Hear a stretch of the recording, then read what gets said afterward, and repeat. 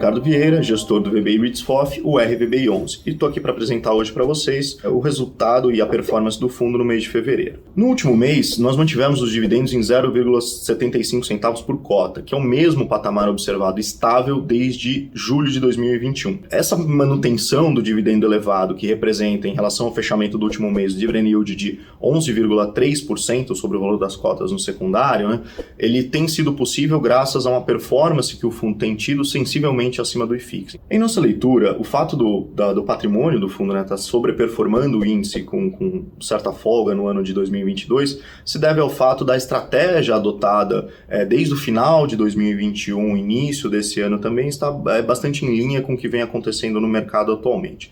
Basicamente, quando a nossa estratégia foi montada ali em novembro e dezembro do ano passado, especialmente em dezembro, quando teve uma alta forte dos fundos imobiliários em geral, ali próximo a 8% em dezembro, e naquele momento nós prevíamos que o início de 2022 seria um tanto desafiador. Primeiro porque a inflação permaneceria sob pressão e que finalmente a taxa Selic poderia atingir 2 dígitos. Então, apesar disso já estar precificado nas curvas de juros, quando a gente olha para o efeito prático sobre os fundos imobiliários, acontece muito em função de quando a taxa Selic se materializa em um momento de alta. Então, principalmente porque os fundos imobiliários, cerca hoje de 70% do volume negociado, ainda está na mão da pessoa física, e é nesse momento, quando a Selic de fato se torna mais alta, que a pessoa física, o investidor em geral, acaba tendo acesso a produtos de renda fixa, que tem uma rentabilidade mais elevada. E aí, em função disso, ele acaba muitas vezes deixando a renda variável e os fundos imobiliários, né, em geral,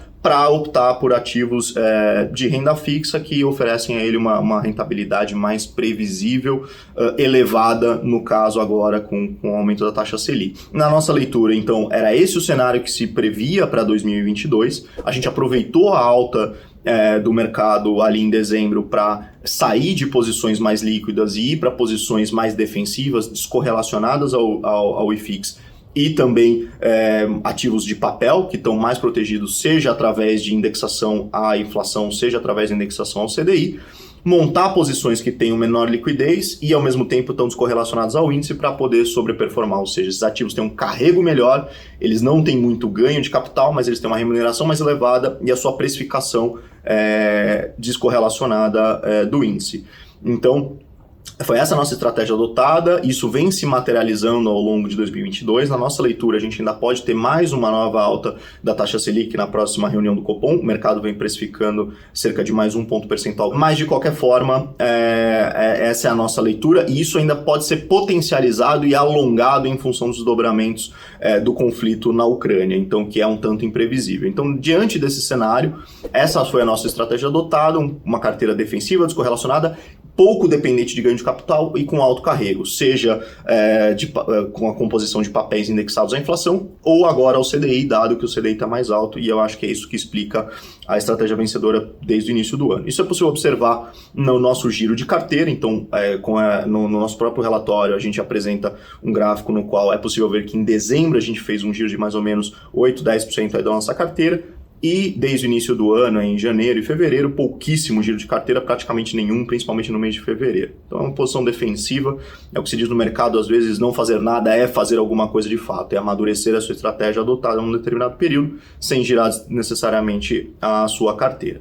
No tocante à previsão para o futuro, é manter essa estratégia, ir alocando pontualmente em fundos de tijolo que estão ficando excessivamente descontados e que têm um grande potencial de valorização no futuro, no momento em que houver, principalmente o fechamento da curva de juros, uma maior perspectiva do arrefecimento da inflação, e aí dali sim virá nesse segundo momento a geração de alfa, através do ganho de capital com esses fundos. Então nós seguimos balanceando aí esses dois pratos. No tocante à previsão para os dividendos, nossa previsão segue conforme informado no relatório de estabilidade. Hoje, dos 75 centavos, que é um patamar elevado de dividendo aí quando a gente considera o mercado em geral, apenas cerca de 10% é dependente aí de ganho de capital realizado.